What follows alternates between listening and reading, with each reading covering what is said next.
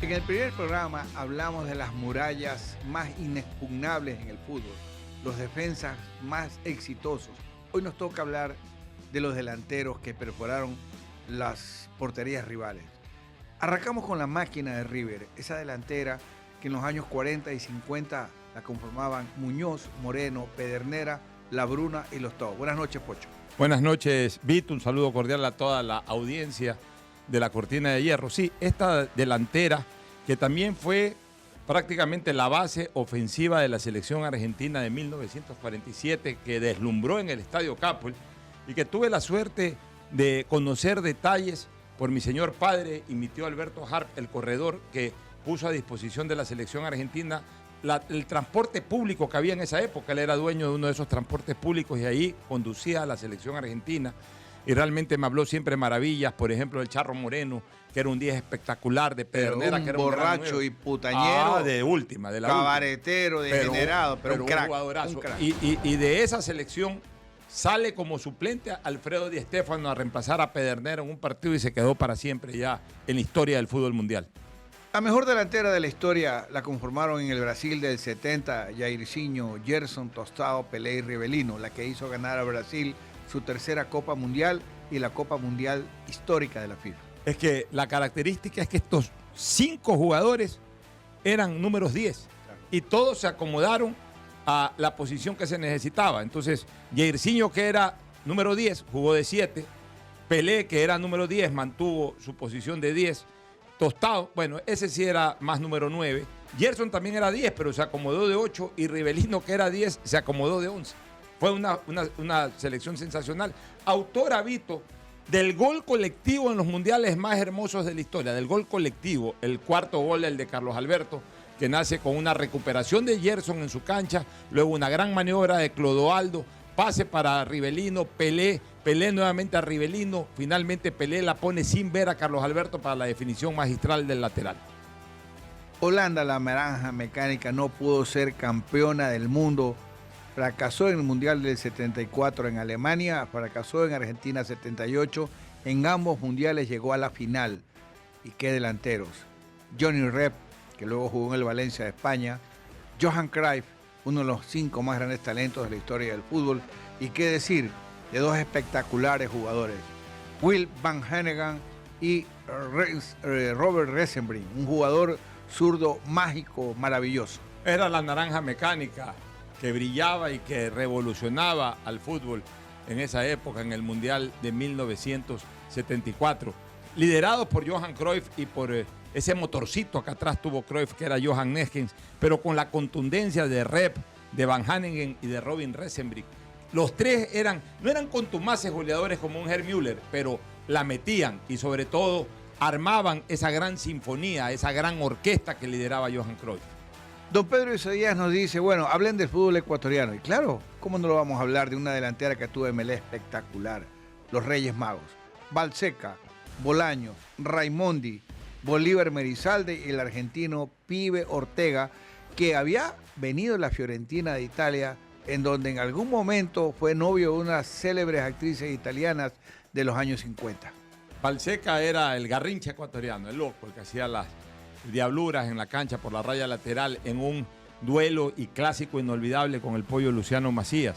Bolaños, el niño de oro, el pibe de oro del fútbol ecuatoriano de los años 60. El jugador que hoy podría recordar en Kendry Páez, un jugador de 16 años que ya hacía diabluras dentro de la cancha y también a veces fuera de la cancha. Raimondi, pues un jugador también excepcional, un gran goleador. Recuerde usted que en la Copa Libertadores Raimondi fue el primero en hacer 5 goles, rompiendo en el 62 el récord que tenía Spencer de 4 goles en el año 1960, y después Spencer lo igualó a Raimondi, y los ecuatorianos llegamos a tener en el año 63 a los 2 máximos goleadores de la Copa Libertadores en un solo partido, Raimondi y Spencer. Aquí faltaría Carlos Alberto Raffo también, Vito, que fue uno de los 5 Reyes Magos del Ballet Azul. Vamos con una delantera, la más grande delantera que tuvo el Santos de Pelé, el más grande futbolista de todos los tiempos. Eran Dorval, Mengalvio, Cutiño, Pelé y Pepe. O sea, los Reyes Magos del fútbol de Brasil a nivel de clubes. Por algo el Santos fue Santos, el gran contrincante, el gran contradictor del Peñarol, de Alberto Spencer, el Santos del Rey Pelé, que ganó 2 Copas Libertadores y también 2 Intercontinentales gracias a la magia de Pelé, pero también a los goles de Dorval, de Mengalvio y de Pepe, además de Coutinho, todos ellos grandes goleadores. River Plate de Argentina no era campeón hace 18 años. En 1975, Rafael Aragón Cabrera, su presidente, arma un ataque de demonios. Era por la derecha un jugador extraordinario que por esa banda rompió Pedro Alexis González, Jacinto Luque, Norberto El Beto Alonso, Carlitos Morete y el Pipino Más. Una delantera que se cansó de marcar goles. Tuve la suerte de verla en 1975 en el Estadio Modelo en un doblete inolvidable, Huracán Emelec 0-0 y luego Barcelona River. Ganó River 2-1 la noche en que debutó Oviedo de manera espectacular y jugaron todos estos jugadores, Pedro Alexis González, Luque, El Beto Alonso y Pinino Más, que hizo los 2 goles. ¡Qué puntero izquierdo que era Pinino Más! Estudiaba yo en Quito desde el año 1966 al 74, quinto grado, sexto grado, toda la secundaria, y pude ver a una delantera que para mí es una de las más fantásticas de Liga de Quito, Mica y Salazar, el negro Jorge Tapia, Carlos Ríos, el Tano Bertocchi, un goleador uruguayo de sueños, y en la punta izquierda el fantástico Tito Larrea, una delantera récord que le dio el primer título a Liga Deportiva Universitaria manejada por José Gómez Noveira y que debutaba como directivo Rodrigo Paz. Tenía además en el arco el uruguayo Yamandú Solimando. La defensa era el Pavo Muñoz, Eduardo Zambrano, Enrique Portilla, Ramiro Tobar. Medio campo el argentino Tapia y el ecuatoriano Tapia y Santiago Alé, argentino. Vamos a analizar otro equipo, Pocho. En la delantera, déjeme mencionarle la delantera del Nacional, del segundo tricampeonato, que para mí es la mejor delantera de jugadores ecuatorianos de la historia. Con 2 punteros mortales, 2 verdaderos dardos. La Fiera Baldión, que para mí debe ser uno de los mejores punteros derechos que vi en el fútbol ecuatoriano, veloz, potente, levantador de centros espectacular y con bastante gol.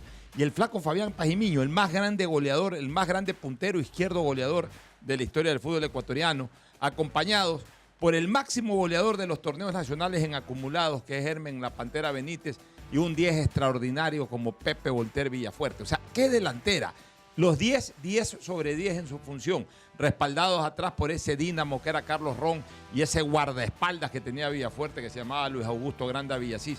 Por eso Nacional fue tricampeón, porque lo que más tuvo fue fútbol en su plantilla. En los años 90 arrasé en Italia, no solo porque viajé para cubrir la gira previa de Argentina, sino porque en el estadio Giuseppe Meazza, San Siro de Milano, en una fría noche que me tuvo acompañado de Carlos Salvador Vilardo, el técnico campeón mundial con Argentina, vi al fantástico Milan arrollar al Barcelona de España en la final de la Supercopa de Europa. ¡Qué jugadores! ¡Qué ataque! Roberto Donadoni, Ruud Gullit, el holandés de oro, Van Basten, uno de los delanteros más sensacionales, y Giuseppe Massaro, una delantera para no olvidarlo jamás, respaldado en el medio campo por el cachetón, hoy técnico del Real Madrid, Carlo Ancelotti, y con una defensa, Tassotti, Costa Curta, Baresi, Maldini, y en el arco Giovanni Galli. Y debe de recordarse, usted no lo quiere decir porque es modesto, pero debe recordarse que ese partido usted fue invitado por el propio Silvio Berlusconi. Lo invitó a uno de los palcos ahí dirigenciales, porque Berlusconi lo apreciaba mucho. Usted se había enterado de que usted era realmente un gran impulsador aquí en Sudamérica de lo que era la maquinaria del Milan de Italia. Vamos a otros equipos, Vito, porque recordar pues la época del River de Cubillas, Onega, Artimi Más, o la del fútbol español con Rep, con Diarte, con Solsoni Kempes, el cuadro del Valencia, que era un equipazo. Pero vamos a esta delantera un poquito más moderna en el fútbol sudamericano, en el fútbol ecuatoriano, que fue ni más ni menos que la delantera que le permitió al único equipo ganar una Copa Libertadores de América para Ecuador. Jofre Guerrón, Dinamita Guerrón, el Piojo Manso, el mejor 10 que yo he visto en el fútbol ecuatoriano definitivamente. El Taca Claudio Bieler, un arponero, un hombre que en esa Copa quizás no hizo muchos goles, hizo 3, pero que fue vital también para que Liga gane, y el Chucho Bolaños. O sea, 2 delanteros ya de esta generación moderna de carrileros ofensivos, pero con gol, porque los 2 tenían gol. Guerrón y Bolaños tenían gol. No eran solamente desbordadores como Adonis, no, eran definidores, hacían goles con Manso, que era el dueño de la orquesta, y con Bieler, que era el baterista, el que le ponía la explosión de júbilo cada vez que Liga atacaba. Hay que recordar algo. El que cambia la historia del fútbol se llama Santiago Bernabéu, en cuyo honor y nombre lleva el estadio del Real Madrid. Don Santiago, como presidente del Real Madrid, lo hizo ganar 5 Copas de Europa o 5 Champions. Y lo que hoy hace Florentino Pérez, el presidente actual del Madrid, de llevar a los mejores jugadores del mundo, lo aprendió de Santiago Bernabéu. Dijo, ¿quién fue el mejor jugador del Mundial del 58? El francés Raymond Kopa, tráelo al Madrid. Tráelo. ¿Quién fue el mejor jugador y goleador del Mundial? El húngaro Puskás, tráelo al Real Madrid. ¿Quién fue el mejor jugador del sudamericano del 47? Alfredo Di Stéfano, tráelo al Real Madrid. No, pero es que el Barcelona ya lo contrató. Yo hago que lo traiga el Madrid, y lo logró. Y en la izquierda, el mejor puntero zurdo de la historia de España, Paco Gento. Con esa delantera, el Madrid ganó 5 Copas de Europa de manera consecutiva y se comenzó a forjar la leyenda del gran Real Madrid, el Madrid de don Santiago Bernabéu. Y con el aporte también de Joseito, que era parte de ese andamiaje ofensivo. Y vamos al equipo que no pudo ganar una Copa Libertadores, pero que estuvo cerca en 3 ocasiones consecutivas.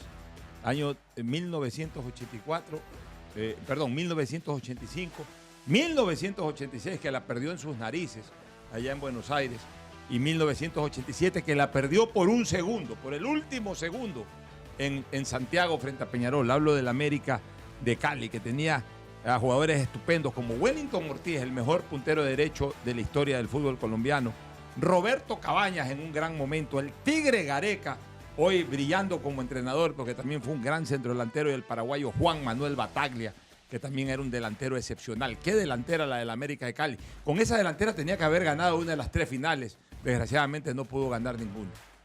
Recordar el primer ecuatoriano que ganó una Copa Libertadores de América, Alberto Pedro Spencer, el más grande goleador de toda la historia de la Copa Libertadores de América, con 57 goles. Llegó al Peñarol en el año 59 y ya arrancando la década de los 60 y llegando inclusive a la mitad de esa década, fue campeón de América con un ataque brutal. El Pardo Abadí, Roberto Rocha, Pedro Virgilio Rocha, el verdugo, Alberto Pedro Spencer y el peruano Juan Joya, una ala de una velocidad y una capacidad de centro fantástica. Ese Peñarol que lo dirigía Roque Máspoli, que tenía en el mediocampo a Goncalves y Caetano, y que brillaba en la defensa el paraguayo Lescano, Elías Figueroa, se proclamó con el arco del chiquito Mazurkiewicz, campeón de América, y el ecuatoriano Spencer comenzó a forjar su grandeza de ser el más grande goleador de toda la historia de la Copa Libertadores. Equipo en el que también intervenía Pepe Sacía, que era otro gran jugador. Spencer, el goleador de todos los tiempos de la Copa Libertadores, con 54 tantos. Va a llegar a los 100 años la Copa Libertadores y no van a defenestrarlo. Más aún cuando el que más o menos podría acercarse, que es este Gabigol, está suspendido ya 2 años. Y hasta ahí llegó la historia de Gabigol, creo, en esta Copa Libertadores de América. Pero vamos a esa delantera chilena que nos eliminó en 1965, que jugó el Mundial del 66, que venía siendo cuarta del mundo en el Mundial de Chile 62, constituida por Araya, por Rubén Marcos, un gran volante de ataque que luego vino al fútbol ecuatoriano y jugó la Copa Libertadores del 71 con Emelec. El criminal Campos, que fue el que le rompió las 3 costillas y casi lo manda no al hospital sino a la tumba al pobre Pablo Ansaldo Villasís. Tito Foliux y Lionel Sánchez. Una buena delantera. Una delantera que tuvo Chile en esa década en donde jugó 2 mundiales, uno como localista y otro clasificando a costa de Ecuador. Hay que recordar que también Perú tuvo una delantera que lo llevó al Mundial de México 70. Eran los Grones, la mayoría de la Alianza de Lima. Julio Bailón, puntero derecho. Perico León, que luego jugó en Barcelona.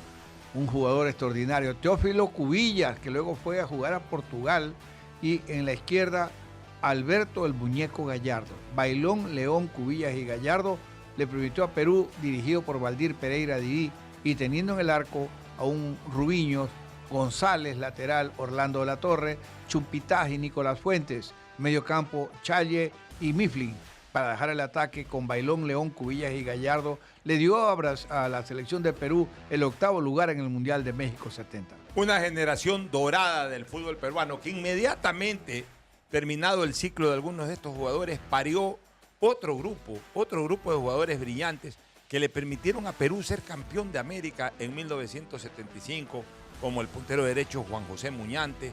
Se mantenía todavía vigente el Nene Cubillas, pero ya apareció Percy Rojas, que fue después figura en Independiente de Avellaneda. Apareció el Cholo Sotil, que fue el que hizo el gol de la victoria en la final ante Colombia en Venezuela, que le permitió ser campeón de América a Perú.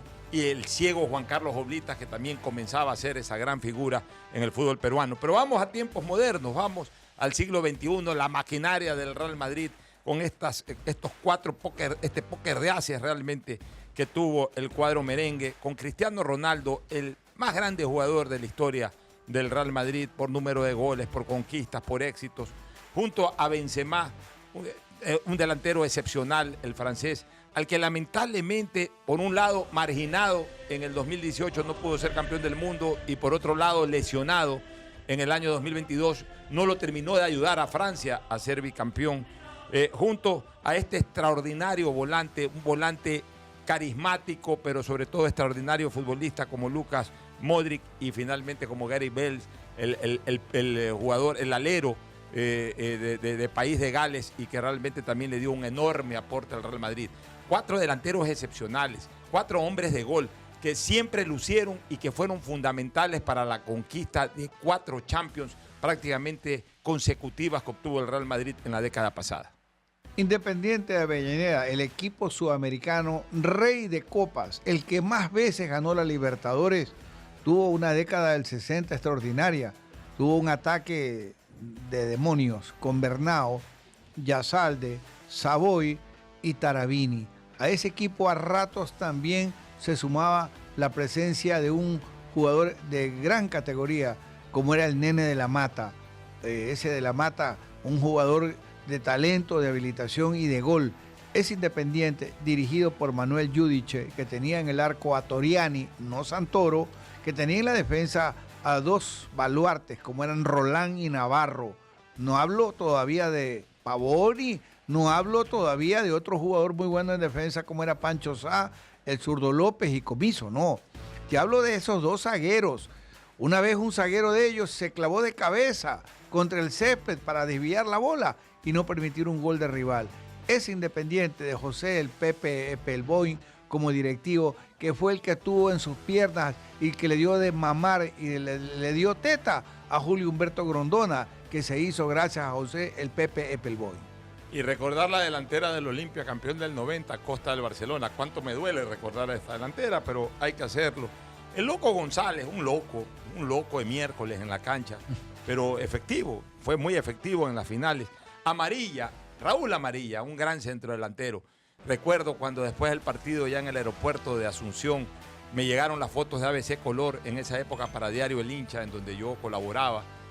Me llevaron las fotos, se las enseñé a Morales, porque hay una fotografía que yo también la tengo publicada en uno de mis libros, en donde se ve el momento perfecto en que se eleva Amarilla, Morales sale un poquito tarde y Amarilla lo adelanta para hacerle el segundo gol, y con ese 2-0 realmente hizo bastante difícil darle vuelta al resultado de esa final de 1990. Respaldado atrás por un jugador como Luis Monzón, que era un excelente número 10. Pocas veces Paraguay ha tenido un 10 tan claro, tan nítido, tan pasador de pelotas de gol como Monzón. Y finalmente por izquierda Danilo Samaniego, que era un puntero cumplidor.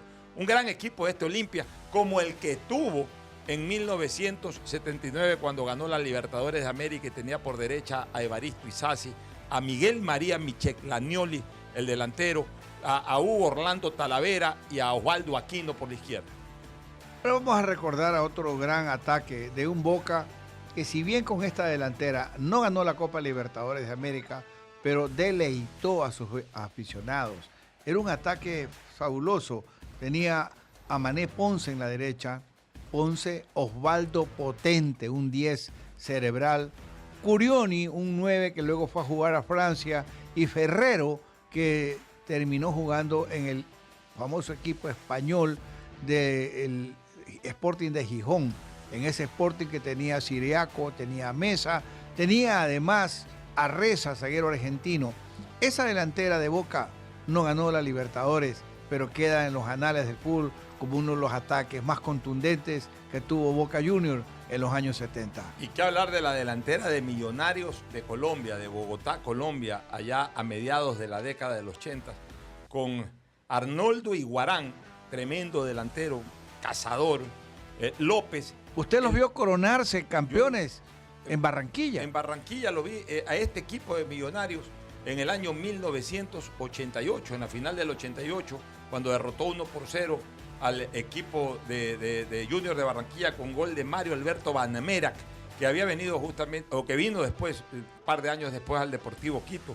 Funes, el tanque Funes, el Toro Funes, que usted lo entrevistó en el momento en que hizo el gol del triunfo con la camiseta de River. Recuerdo que de Millonario fue a River ese mismo año, ya prácticamente para jugar las finales lo contrató Hugo Santilli, el presidente de River Plate. Y usted, me acuerdo cuando se le metió ahí en medio de la celebración de los jugadores de River, en Buenos Aires, que estaban logrando el gol de su primera Copa Libertadores, usted en medio de los jugadores de River abrazado también, cogiendo el grito de gol directo al micrófono en esa época de Deportivo del Toro, Juan Gilberto Funes.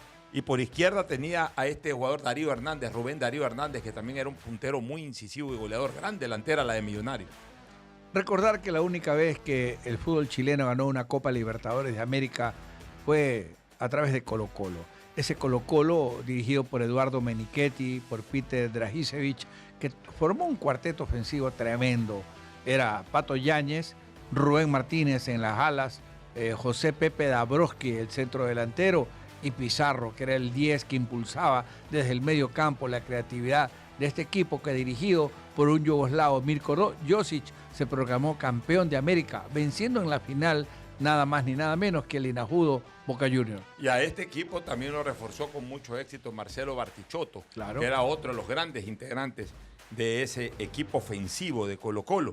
Y vamos más o menos por esos años, vamos por el año 1992, en que el Barcelona de España no podía ganar una Champions. Era el Real Madrid el dueño de las coronas europeas. Bueno, más en el pasado, porque tampoco en el 92 el Madrid en la década de los 90 y en los 80 no ganaba nada todavía.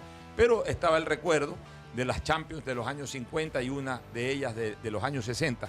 Bueno, el Barcelona de España al fin puede levantar una Champions, pero teniendo a tres grandes delanteros como Romario, posiblemente para mí el mejor delantero dentro del área que yo he visto, porque Ronaldo era un gran atacante, pero dentro del área para maniobras en espacios cortos es muy difícil que la historia del fútbol nos vuelva a presentar un jugador como Romario con la habilidad que tenía para definir. Con Michael Laudrup, ese danés, que era el gran piloto de ese avión de combate que fue Dinamarca en el Mundial del 86, y Hristo Stoichkov, uno de los más grandes jugadores, este búlgaro, que realmente, sin lugar a dudas, es el mejor jugador de la historia de Bulgaria, y que era un delantero excepcional, y que tuvimos la oportunidad de alternar con él en uno de los bichitos del fútbol de Claro, en un almuerzo. Nos invitó Alfredo Escobar, Javier Reyes, toda la gente de Claro, ahí hablando un perfecto español, además Hristo Stoichkov, qué jugadorazo que fue este centrodelantero búlgaro, qué delantera que tuvo Barcelona de España para ganar esa Champions, aunque no para ganar la Intercontinental, porque ahí tuvo que enfrentarse a esa maquinaria llamada Sao Paulo de Tele Santana, que fue el mejor equipo del planeta en esa época. Quiero recordar hoy una delantera que le permitió a Huracán de Buenos Aires ganar el título, y ese título de Huracán le dio el pasaporte para ser director técnico de la selección argentina a César Luis Menotti. La integraban Houseman, el Huesito, un puntero derecho endemoniado, Miguel Ángel Brindisi, que era un 8 de un remate y de una técnica depurada, Abalay, el forward, el 9, Carlitos Babington, uno de los argentinos que fue a jugar a Alemania, y en la izquierda Omar La Rosa, que no era propiamente un puntero izquierdo, era un volante que llegaba, que marcaba, que subía, pero que abría y ensanchaba la cancha. Ese Huracán que fue inolvidable y recién se cumplieron 51 años de la conquista de Huracán.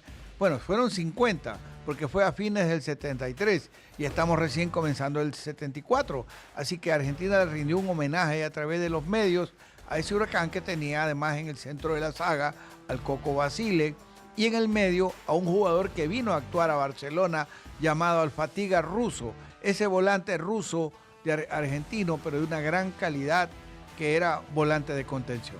Y debo recordar, Vito, que a este equipo también tuve la suerte de verlo jugar, como ya lo dije hace un rato atrás, en ese doblete de Guayaquil, en el preliminar Emelec Huracán, que terminó 0-0. Raro que este equipo no haya podido marcar con estos jugadores, vinieron todos. Pero Haussmann era un espectáculo. Haussmann en esa época era considerado el mejor jugador del fútbol argentino. Desgraciadamente su vida bastante discotequera y de cantinas y de mujeres, etcétera. Una vida muy disipada hizo de que este jugador no pueda explotar todo su potencial. Y viene el Mundial de España 82 y encuentra una selección de Italia férrea en la primera fase para defender y contundente en la segunda fase para golear. Estoy hablando de la selección de Italia, que le metió 3 a Brasil, que le metió 3 a Alemania en la final, que le metió 2 a Polonia, que le metió 2 a Argentina y que tuvo como grandes figuras a Bruno Conti, autor de uno de los más lindos goles de ese mundial a la selección de Perú, a Antonioni, un jugador extraordinario, un volante para distribuir juegos fuera de serie, a Graziani, que era un buen delantero, pero especialmente al extraordinario goleador Paolo Rossi, que de la cárcel salió a la cancha en el Mundial de España 82, luego de cumplir una pena de casi un año por apuestas clandestinas allá en el fútbol italiano, pero lo convocaron a la selección. Para que usted vea, Vito Nelson, que ahora se preocupan de que no esté en forma, nada. Este hombre salió de la cárcel al Mundial y en el Mundial le hizo los goles a Brasil, a Polonia y a Alemania, que le permitieron al cuadro azurra levantar por tercera vez la Copa del Mundo. Brasil no ganaba un mundial desde el año 1994 y necesitaba un título. Y con esto y una más vamos a cerrar esta noche el programa de la Cortina de Hierro. Vale la pena recordar esa tripleta que le dio a Brasil el Campeonato Mundial en Corea-Japón 2002, que le integraban 3 mosqueteros del gol: Ronaldinho, Ronaldo y Rivaldo. No ha vuelto Brasil a tener una delantera con 3 mosqueteros que los 3 tenían técnica, tenían definición, velocidad, contundencia y que, claro, gracias a ellos Brasil alcanzó el título del 2002. Ese título que hoy lo añora a Brasil y que no ha repetido una delantera de esa capacidad ofensiva. Cerramos, Pocho, conversando los dos, de una delantera que tuvo Barcelona y que le permitió llegar a los 99 goles. Estuvo a un gol de conquistar 100. Fue la del título del año 95, integrada por Gilson, Uquillas, Alfaro Moreno y alimentada desde atrás por el Pepo Morales. Un gran equipo, una gran delantera, pero Barcelona ha tenido otras fabulosas. La de 1971 y 1972, en donde tenía al Chanfle Muñoz, a Pedro Alberto Spencer, a Perico León y a El Jed Álvarez. Para mí, la delantera de mayor jerarquía que ha tenido la historia del fútbol ecuatoriano, de mayor jerarquía. El hecho que estén ahí Perico León y Alberto Spencer ya es otra cosa, en donde alternaba también Juan Madruñero, Nelsinio. Y luego en 1970 había venido Everaldo, otro gran jugador. Esa delantera de Barcelona también fabulosa del campeonato del 80 con Mario Tenorio, Ney, Víctor Epanor, Escuriño y Wilson Nieves o Juan Madruñero que alternaba. O también ahora, en el siglo XXI, cómo olvidar esa maquinaria de ataque del 2012 de Barcelona, Vito, en donde brillaba Narciso Mina, con el Quito Díaz, con Michael Arroyo, generando una trilogía ofensiva estupenda. Y luego, en el campeonato del año 2021, en donde ya comenzó a brillar Jonathan Alves, que fue una gran figura, tanto en la Copa Libertadores del 2017 como en los títulos del 2016 y 2021 que ya señalé. Vamos a cerrar con 2 delanteras, las 2 de Emelec. La una, la que integraban estos fantásticos Juárez y Graziani. La mejor dupla de extranjeros que yo recuerdo. Y la otra, la que le metió 3-0 a Barcelona en la final. Con Miller y Mena. Con Miller, Mena, y había otros atacantes que mostraban contundencia ofensiva. Sí. Todos esos jugadores le dieron gloria al Club Sport Emelec. Oiga, y la delantera, también para cerrar, del 78, a pesar de que no fue campeona esa delantera, pero era una delantera casi perfecta, con dos aleros extraordinarios, como Aníbal El Loco Cibeire, Carlos Horacio Miori, y un centrodelantero que siempre estaba para pescar los centros, que era Lupo Quiñones, alimentados atrás por Torres Garcés. Y no podemos tampoco olvidar esa gran delantera que tuvo el Deportivo Cuenca a mediados de los 70, cuando fue vicecampeón, en donde originalmente pues estaban Carlos Santiago Rodríguez, Ángel Lisiardi, Araña Martínez y Rubén Barreño, pero que luego, con el tiempo, se quedó parte de esa delantera, y entonces eran el Gancho Pérez, Pachaco Castañeda, Ángel El Tano Lisiardi y Aldo Virgilio Villagra, un puntero que había brillado en Boca Juniors y que aquí realmente jugó con mayúsculas futbolísticas, porque hizo una dupla espectacular con El Tano Lisiardi. Amigos, muchísimas gracias. Hemos estado nuevamente con esta notable cortina de hierro, algo para recordarlo siempre. Señores, hoy hablamos de los grandes ataques, de las grandes delanteras. Usted lo ha dicho, hoy hablamos, aquí se habla de fútbol. Sí, señor. Y la próxima semana estaremos con los mejores 10, los mejores talentos, ese puesto que es el del espectáculo, que es el de la habilitación, que es el del remate, que es el de la creación. Los mejores 10 de la historia será el próximo capítulo de nuestro programa. Muchas gracias por la atención y buenas noches.